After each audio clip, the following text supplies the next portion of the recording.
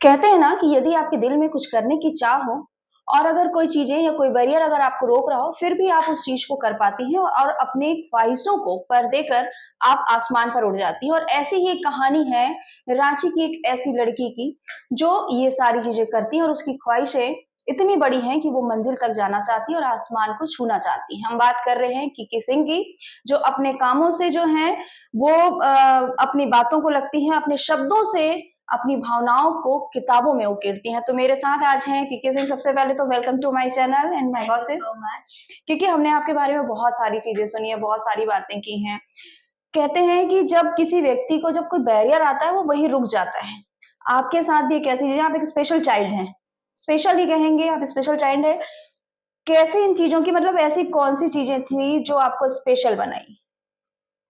Like आप जैसे हैं जो अभी आप चाहती हैं कि आप चाहती हैं कि मैं दौड़ूं लेकिन दौड़ नहीं पाती, आप चाहती हैं कि मैं चलूं मैं चल नहीं पाती, लेकिन फिर भी आपकी ख्वाहिशें बहुत ऊंची हैं आसमान को छूने की। कैसे?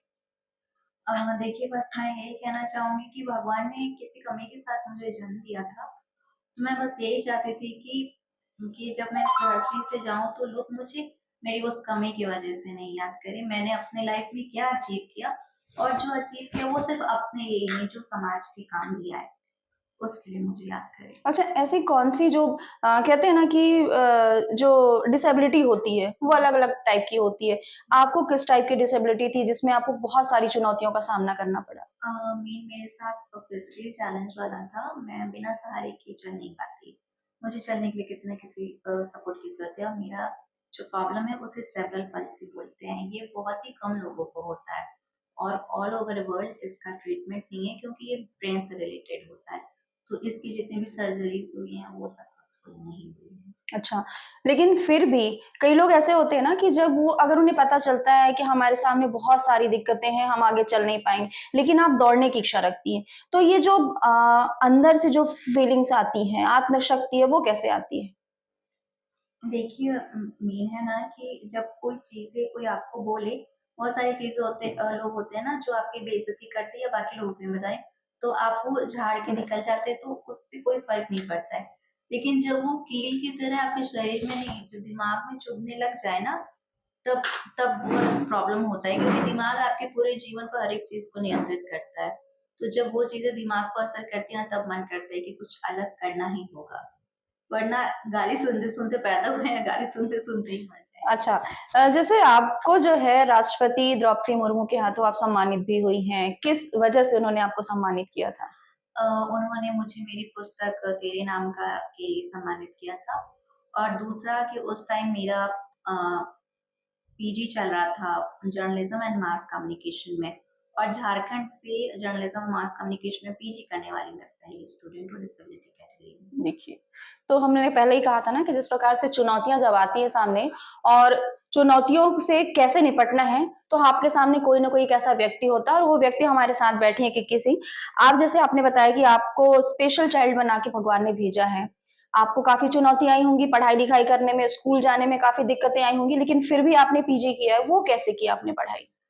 मैंने डबल पीजी किया है। मेरा पहला पीजी पॉलिटिकल साइंस में था, और सेकंड पीजी जर्नलिज्म में था। तो 6 तक तो मेरी रेगुलर स्कूलिंग हुई एयरफोर्स स्कूल से। जैसे-जैसे उम्र बढ़ती गई, वैसे-वैसे समस्या भी बढ़ती गई। हमारे सोसाइटी में ये होता है ना कि लड़कों के लिए और लड़कियों के लिए हर चीज़ के मायने अलग। छोटी थी तो किसी के साथ भी, किसी के सहारे भी स्कूल चली जाती थी। अब जब आप बड़ी हो जाती हैं तो ये सोचना रहता है कि आपको किसी रिक्शे वाले के साथ, ऑटो वाले के साथ नहीं भेजना है। हुँ। क्योंकि वर्तमान में जो घटनाएँ महिलाओं के साथ घटित हो रही हैं, तो वो देखिए। उसके बाद मेरे पापा कहीं और जॉब करते थे, और उस समय ना मेरी मेरी फैमिली की या मेरी सोच इतनी व्यापक नहीं थी कि हम लोग ये खुद से सोच सके कि हाँ, मैं मम्मी के साथ स्कूल चली जाऊँ।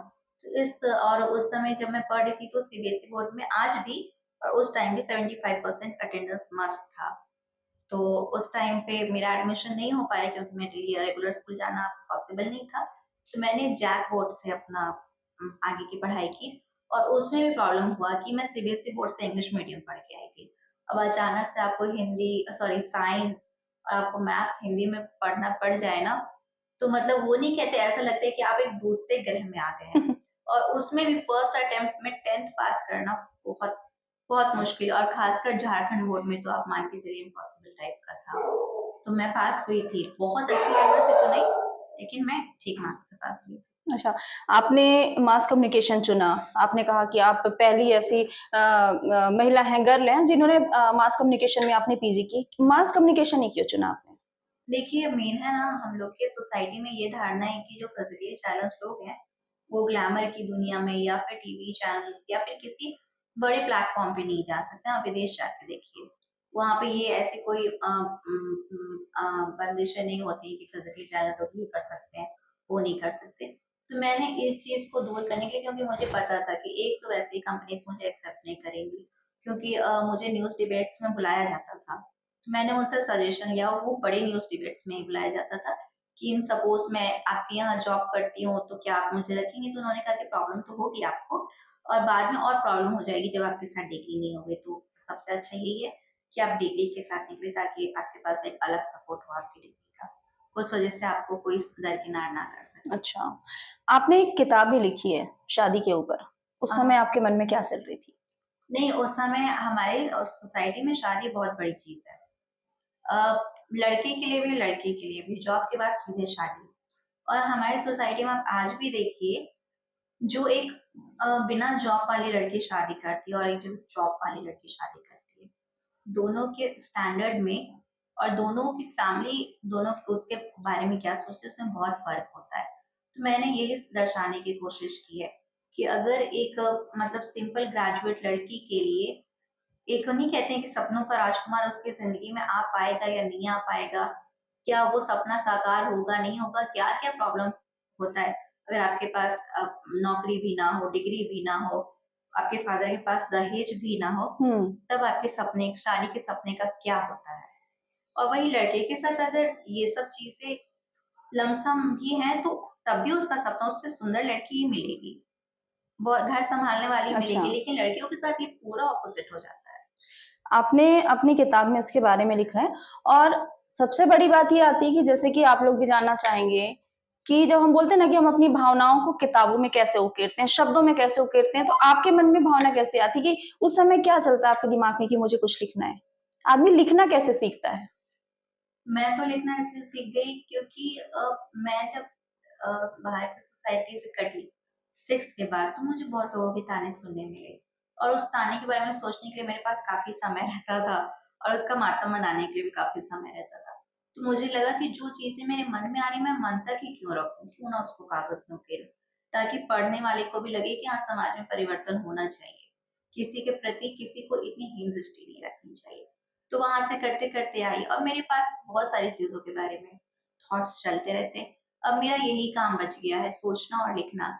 चाहे वो किसी भी पॉइंट ऑफ व्यू से, पॉलिटिकल पॉइंट ऑफ व्यू से हो, समाज से हो, शादी से हो, या फिर जो हमारी सोसाइटी में क्राइम चल रहे हैं। तो अब मेरा बस यही काम है, सोचना और लिखना।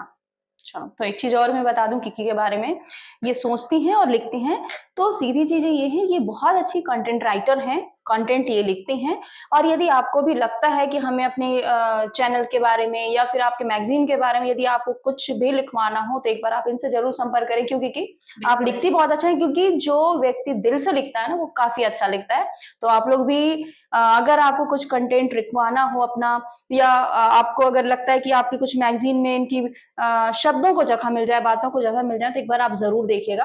क्योंकि आपसे बात करके हमें बहुत अच्छा लगा और मैं बिल्कुल चाहूँगी कि आपकी जो बातें हैं, वो लोगों तक पहुँचे और सबसे बड़ी बात मुझे इनसे बात करके ये भी लगा, स्पेशली मैं छत्तीसगढ़ से आई हूँ, रायपुर से और मैंने इनके बारे में अपने सीनियर मनोज सर से मैंने इनसे सुना था, तो मेरी इच्छा हुई कि मैं इनसे मिलूँ और इनसे मिलने के बाद में सच में मुझे ऐसा लग रहा है कि यदि आप ये मान के चलेंगे कि भगवान ने हमें ऐसा बना के भेजा है हम कुछ नहीं कर पाएँगे, तो मुझे लगता है कि वो धारणा को गलत करने वाली किक्की आपके सामने बैठी हुई हैं, क्योंकि आपको यदि मन में चाह है, यदि आप कुछ अच्छा करना चाहते हैं, तो आप सारी बैरियर, सारी बाधाओं को दूर करके आप उस मंज़िल तक जा सकते हैं। तो आप इस बातों को उन तमाम लोगों तक पहुँचाएँ जो इस प्रकार की चुनौतियों का और परेशानियों का और समाज की जो आलोचना है उसका सामना कर रहे हैं उन लोगों तक ये बात ज़रूर पहुँचाएँ। तो Kiki all the best for your future thank you so और मच। आपकी बातें हमारे साथ रहेंगी लगातार। तो ये थी हमारे साथ में किक्की सिंह जिन्हें बहुत सारी पुरस्कार मिले हैं, राष्ट्रपति ने भी इन्हें अवॉर्डेड हैं ये। तो तमाम चीज़ें, सारी जानकारी मैं और भी आपको दूँगी लेकिन फिलहाल आज इतना ही। नमस्कार और झारखंड की धरती से आप सभी को जोहार।